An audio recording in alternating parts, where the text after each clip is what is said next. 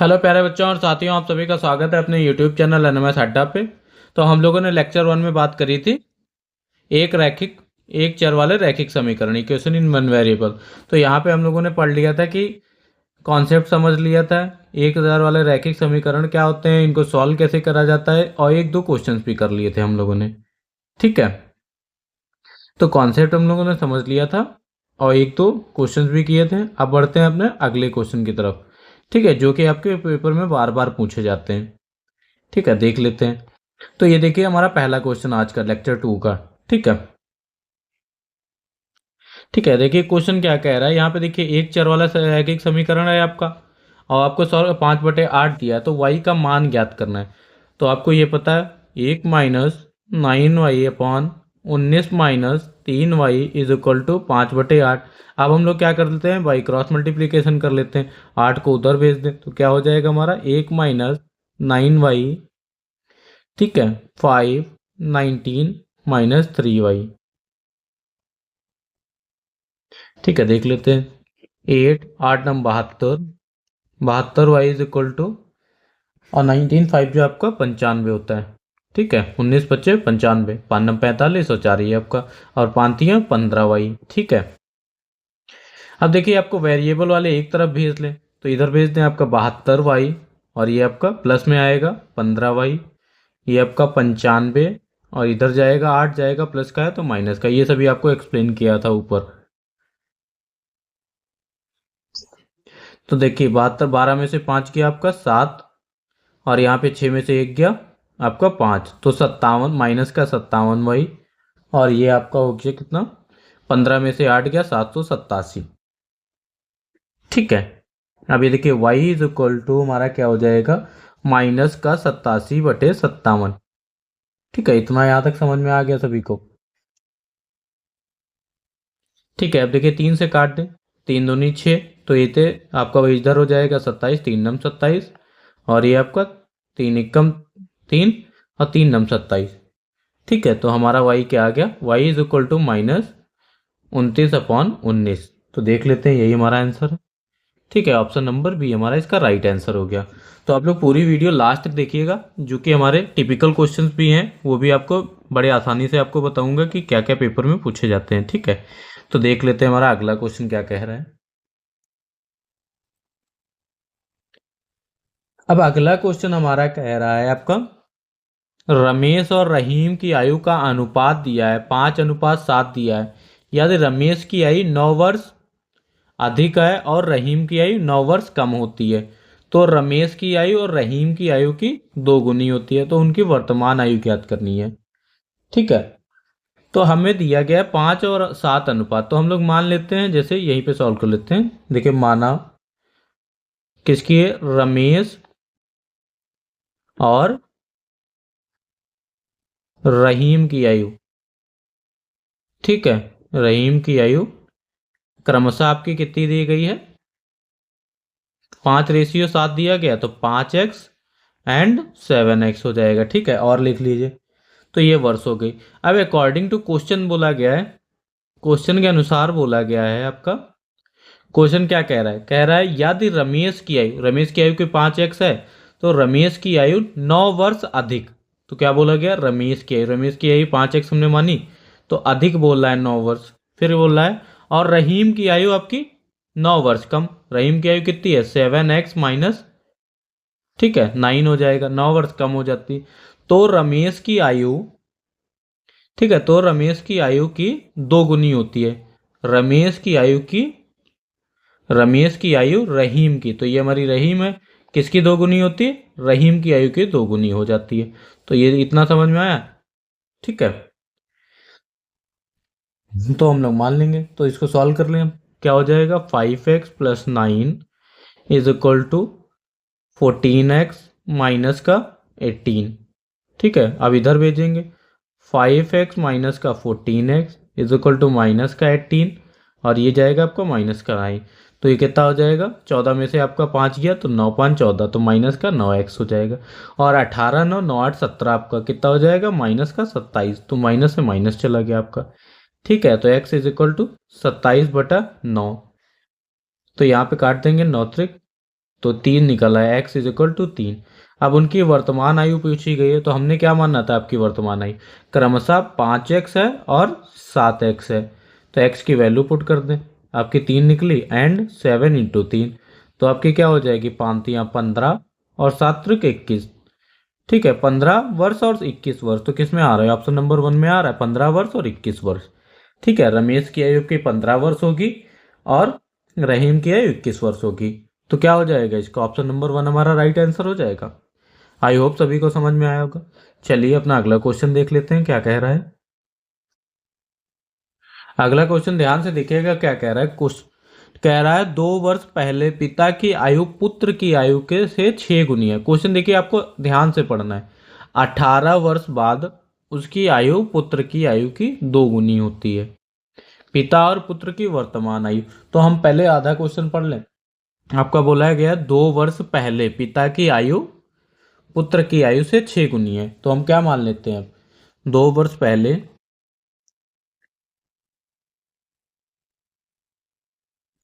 2 वर्ष पहले माना पुत्र की आयु,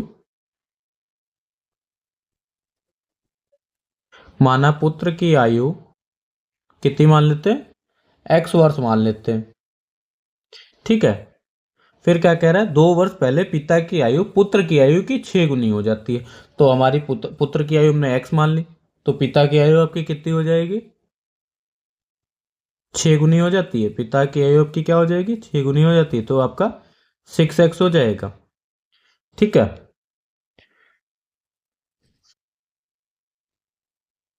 अब हम मान लेते हैं, अब बोला गया है 18 वर्ष बाद उसकी आयु, किसकी आयु, पुत्र की आयु,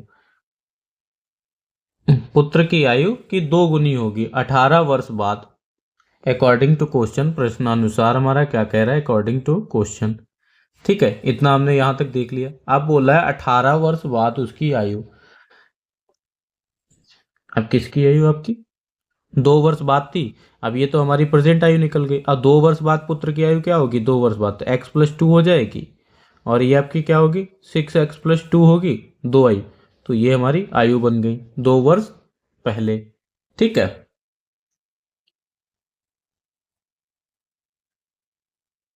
अब हमें दिया गया 18 वर्ष बाद। अब 18 वर्ष बाद, 18 वर्ष ये आयु हमारी है x+2 और 6+2, 18 वर्ष बाद आयु क्या हो जाएंगी, x+2 प्लस का 18। इतना समझ में आया, ये भी आपकी आयु क्या हो जाएगी, पिता की आयु 6x+2 प्लस 18। ठीक है, मैं डायरेक्ट लिखता तो आपको समझ में नहीं आता, तो यहां तक आप लोगों ने समझ लिया, 18 वर्ष बाद उसकी आयु, दोनों की आयु का आपको पता चल गई।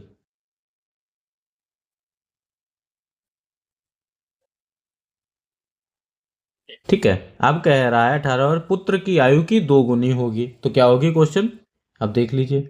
2 गुनी किसकी होगी, पुत्र की आयु होगी x+2 प्लस 18 वर्ष बाद। ठीक है, अब किसकी होगी आपके, 6x+2 प्लस 18, किसकी हो गई आपकी, पिता की आयु की 2 गुनी बोल रहा है। अब हम लोग सॉल्व कर लेंगे और वर्तमान आयु निकाल देंगे, बस आपको यहां तक बेसिक समझना था। ठीक है, 2x और ये आपका जोड़ देते हैं, 18×2 = 20 और 20×2 = 40 हो गया। ठीक है, 6x+20। ठीक है, अब एक वेरिएबल एक तरफ कर लेते हैं, माइनस का 6 है इज इक्वल टू 20 - 40। ठीक है, सॉल्व कर लेते हैं। ये आएगा आपका माइनस का 4x, ये आपका आएगा माइनस का 20। एक्स एक्स क्या, तो x इज इक्वल टू 20/4, तो 4×5 = 20, तो x इज इक्वल टू 5 निकल आया। ठीक है, अब पुत्र की आयु निकल आई। हमें पूछ रहा है पिता की वर्तमान आयु और पुत्र की वर्तमान आयु, तो वर्तमान आयु हमने क्या मानी थी, वर्तमान आयु मानी थी हमने, पुत्र की वर्तमान आयु आपने क्या मानी थी, पुत्र की वर्तमान आयु क्या मानी थी आपने, x+2। ठीक है, तो हम वैल्यू को ट्राई कर देते हैं, आपकी क्या है, x कितना निकला, 5+2, तो पुत्र की आयु कितनी हो जाएगी, 7 वर्ष। ठीक है, अब पिता की आयु वर्तमान आयु पूछा गया, तो पिता की, तो ये तो सिर्फ आयु निकाली थी, ये वर्तमान आयु हमारी, पिता की वर्तमान आयु कितनी हो गई आपकी, 6x+2। x हमारा कितना निकला? 6 × 5 + 2, 6×5 = 30 + 2 = 32 वर्ष। तो 32 वर्ष किसकी हो गई? पिता की आयु हो गई और पुत्र की आयु। तो ये देख लीजिए ऑप्शन कौन सा है, 32 वर्ष और 7 वर्ष। ठीक है, ऑप्शन नंबर 1 हमारा इसका राइट आंसर हो गया। बढ़ते हैं अपने अगले क्वेश्चन की तरफ। स्क्रीनशॉट आप लोग ले सकते हैं इसका। ठीक है, कोई भी दिक्कत हो तो आप लोग कमेंट बॉक्स में करके पूछ सकते हैं। अब ये देखिए क्वेश्चन हमारा अच्छा क्वेश्चन है, सिंपल क्वेश्चन। अब बोला गया यदि 3 क्रमागत संख्याओं का योग 15 है तो संख्याएं होंगी। आप अगर मानेंगे x+x+1, आपको बताई थी हमने, x+2 = 15, ऐसे मानेंगे, फिर सॉल्व करेंगे, फिर संख्याएं निकाल लेंगे। अगर हम जोड़ ले, देखिए 4 5 9, 9 6 15। अब इसको जोड़े 4 5 9, 9 7 16, तो ये तो ऑप्शन होगा नहीं क्योंकि तीन संख्याओं का मान। 6 5 11, 11 7 18, ये भी नहीं होगा। 3 1 4, 4 4 5, ये 3 4 3 7 5 12, ये भी नहीं हुआ। अगर 4 + 5 + 6 करें तो हमारा क्या निकलेगा? 5 4 9 6 15, तो यही हमारा इसका राइट आंसर हो जाएगा। तो इसको आप शॉर्ट ट्रिक से भी कर सकते हो और इसको यहाँ से आप सॉल्व भी कर सकते हैं। पहले x की वैल्यू निकालिए, फिर अलग अलग वैल्यू निकाल दीजिए। ठीक है, तो ऐसे भी कर सकते हैं, दोनों तरीके से कर सकते हैं।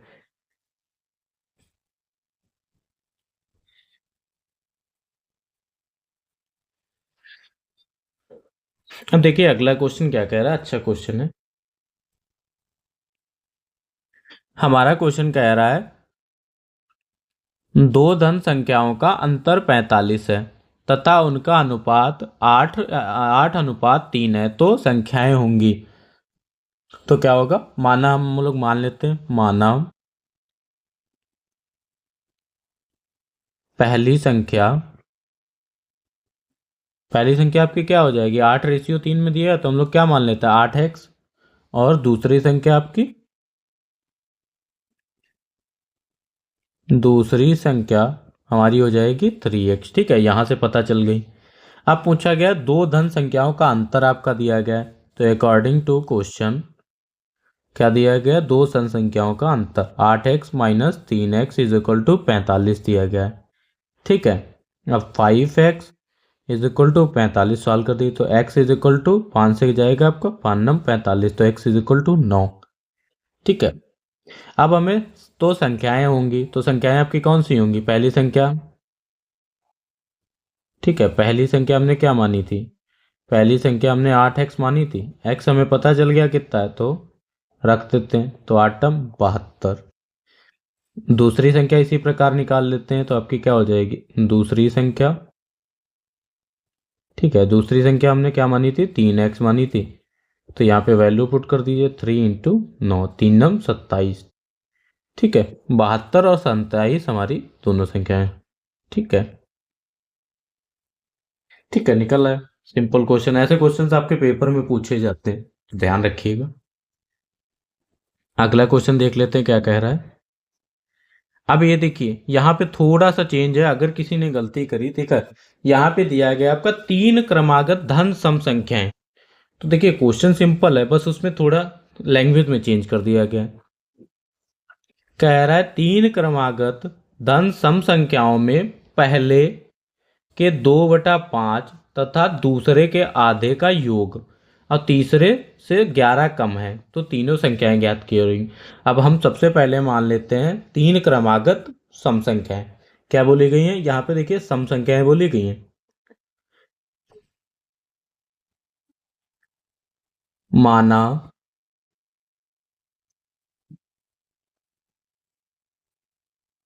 तीन क्रमागत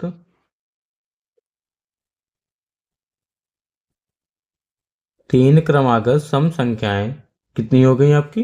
x, x+2 तथा x+4। ठीक है, यहाँ पे सम संख्याएं बोली थी इसीलिए ये लिया। ठीक है, x है। अब बोल रहा है आपका, बोला है प्रश्न अनुसार अकॉर्डिंग टू क्वेश्चन, बोला गया है आपका, बोला गया जो पहली संख्या है पहले में, पहले के 2/5, तो पहली संख्या आपकी क्या है, x है, इंटू 2/5 कर दिया गया। ठीक है, ध्यान से दूसरे के आधे का योग योग करना है ना आपको, सिंपल। तो दूसरे के आधे का x+2 है आपकी दूसरी संख्या, उसका कर देना है हाफ कर देना है। फिर बोला गया है कि तीसरे से आधे का योग तीसरे से 11 कम है। तो तीसरी संख्या आपकी क्या है, x-4 कितना कम है आपका, 11 कम है। ठीक है, यही तो बोला गया आपका क्वेश्चन। यहां तक आप समझ गए तो आपका पूरा क्वेश्चन हो गया। ठीक है, फिर से पढ़ लीजिए। तीन क्रमागत धन सम संख्याओं में पहली संख्या का 2/5 कर दिया, दूसरे के आधे का योग, ठीक है, ये भी कर दिया। अब के तीसरे से 11 कम है, तो तीसरी संख्या आपकी x-4 थी, कितना हो गया, 11 कम है। ठीक है, अब सॉल्व कर लेते हैं इसको। ठीक है, तीसरी x+4 थी आपकी संख्या और 11 उससे कम है। तो ये देखिए आपका क्या हो जाएगा, 2x+5। ठीक है, इसको अलग कर लें, x/2 प्लस 2/2 ऐसे लिख सकते हैं, और 11 को इधर भेज दें तो क्या हो जाएगा, प्लस का 11 इज इक्वल टू x+4। ठीक है, इतना समझ गए आप। तो ये आपका हो जाएगा 2x+5 प्लस का x/2, और ये आपका कटेगा, कितना हो जाएगा, एक बचेगा, तो 11 एक कितना हो जाएगा, 12 हो जाएगा, x+4। ठीक है, एलसीएम ले लेते हैं सॉल्व करने के लिए। ठीक है, देखिए वेरिएबल एक तरफ कर लेते हैं, कांस्टेंट एक तरफ, x/5 प्लस x/2, और इधर x लाएंगे तो x हो जाएगा, और ये आपका 4 और माइनस का 12। इतना समझ गए आप लोग। अब एलसीएम क्या आएगा, 5 और 2 का एलसीएम लेंगे तो 10 आएगा, तो 5 दूनी 10, तो ये आपका हो जाएगा 4x, और 2 पंचे 10 प्लस का 5x और माइनस का 10x। ठीक है, यहाँ पे माइनस कर दे, 12 में से 4 गया तो माइनस का 8 हो गया। ठीक है, अब ये देखिए 5×4 = 9x माइनस का 10x, और जब इधर भेजेंगे तो आपका माइनस का 80। ठीक है, अब माइनस का x है तो क्या बचेगा, माइनस का x is equal to minus का 80, तो x इज इक्वल टू 80 निकल गया हमारा। ठीक है, अब हमसे पूछा गया था तो तीनों संख्याएं कितनी होंगी, x इज इक्वल टू हमारा 80 निकल गया। तो हमने तीन संख्याएं क्या मानी थी, हमने मानी थी x, दूसरी संख्या x+2, तीसरी हमारी x+4। पहली x क्या निकली, 80 निकल गई, तो 80 + 2 कितना हो जाएगा, 82, और 80 + 4 84। तो 80 82 84 हमारा इसका राइट आंसर हो गया, ऑप्शन नंबर 1 हमारा राइट आंसर है। ठीक है, आई होप सभी को समझ में आया होगा। चलिए बढ़ते हैं अपने अगले क्वेश्चन की तरफ। अब अगला क्वेश्चन भी सेम है, बस थोड़ी सी लैंग्वेज बढ़ी है, तो ध्यान से पढ़िएगा इसको। कह रहा है 6 के 5 क्रमागत गुणज का योग 2040 है, 2040 है, तो सबसे बड़ा गुणज ज्ञात कीजिए। तो 5 क्रमागत संख्याओं का गुणज पूछा है आपसे। तो हमें पता है आपके क्या हो गए, क्रमागत संख्याएं हमारी क्या होती हैं आपकी। ठीक है, क्रमागत पूछा गया ना, तो x, x+1, x+2, x+3, x+4, x+5। ठीक है, ये हमारी 5 हो गई क्रमागत संख्याएं। अब पूछा गया 6 के 5 क्रमागत संख्या, 6 के 5 क्रमागत गुणज, तो 6 के साथ सबको मल्टीप्लाई कर दिया है, ये बोला गया आपका। तो 6 के 5 क्रमागत गुणज, तो 6 के 5 आपके क्या क्रमागत हो जाएंगे, क्रमागत संख्या है आपकी पता है, सबको 6 से गुणा कर दीजिए, तो क्या हो जाएगा 6x। फिर का योग पूछा गया तो 6x, फिर आपका x+1, ठीक है, प्लस 6x+2 प्लस का 6x+3 प्लस का 6x+4 प्लस का 6x+5। ठीक है, इज इक्वल टू आपका कितना दिया गया, 2040। ठीक है, यहां तक समझ गए आप।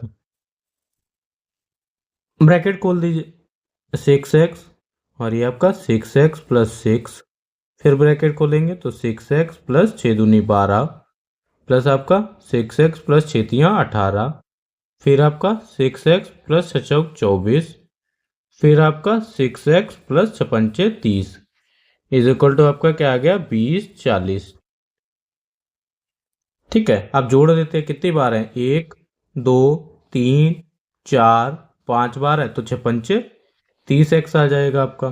ठीक है, फिर वेरिएबल्स जोड़ देते हैं, आपका क्या हो जाएगा 6 12 6 18। ठीक है, 18 18 36 और 36 24 आपका कितना हो जाएगा 60 हो जाएगा। ठीक है, 20 40 है गया। 30x is equal to 2040 - 60। ठीक है, तो हमारा 30x इज इक्वल टू 2040 में से 60 माइनस करेंगे तो आपका क्या आएगा 1980 आएगा। ठीक है, तो x इज इक्वल टू 1980/30। ठीक है, 3 से 3 कट गए, ये आपका तिछाक 18, फिर एक कैरी गया इधर तो फिर आ जाएगा तिछाक 18। तो x इज इक्वल टू 66 निकल गया हमारा। ठीक है, फिर पूछा गया आपका सबसे बड़ा गुणज, तो सबसे बड़ा गुणज आपका क्वेश्चन में पूछा गया सबसे बड़ा गुणज ज्ञात कीजिए। तो सबसे बड़ा गुणज क्या हो जाएगा हमारा, सबसे सबसे बड़ा गुणज क्या होगा हमारा 6x+6 को माना था हमने, वैल्यू पुट कर। एक मिनट, ठीक है, एक बार ध्यान से देखिएगा, 6 के 5 क्रमागत संख्याएं माननी थी, तो ये देखिए यहाँ पे इसको, ठीक है 5, तो यहाँ पे भी ये आपकी रफ है। कैलकुलेशन सही करिए, मैंने बस एक एक्स्ट्रा लिख ली थी। ठीक है, तो ये आप लोग ध्यान से देख लीजिए, क्योंकि आपकी मानी थी सिर्फ 5 क्रमागत संख्याएं। ठीक है, ठीक है, ये बिल्कुल राइट है सॉल्यूशन पूरा। ठीक है, सबसे बड़ी गुणज संख्या हमारी क्या हो जाएगी, हमने मान ली थी 6x+4। ठीक है, सबसे बड़ा हमारा गुणज हो जाएगा। अब x की वैल्यू हमारी क्या निकली थी, x हमारा निकला था 66 और प्लस का 4, तो कितना हो गया 6, 66 + 4 70। तो ये आपका क्या हो जाएगा 6 7 42, 420 इसका राइट आंसर था। ठीक है, देख लेते हैं, ऑप्शन नंबर 1 हमारा राइट आंसर। ठीक है, आई होप सभी को वीडियो अच्छी लगी होगी। तो जिसने अभी तक चैनल को सब्सक्राइब नहीं किया है जरूर सब्सक्राइब कर दे और अपने दोस्तों के साथ भी शेयर कर दे। तो आज हमारा फिनिश होता है चैप्टर 9। अगली बात करेंगे अपने नेक्स्ट चैप्टर पे अगली वीडियो में, तो आप लोग बने रहिए चैनल पे। Thank you class.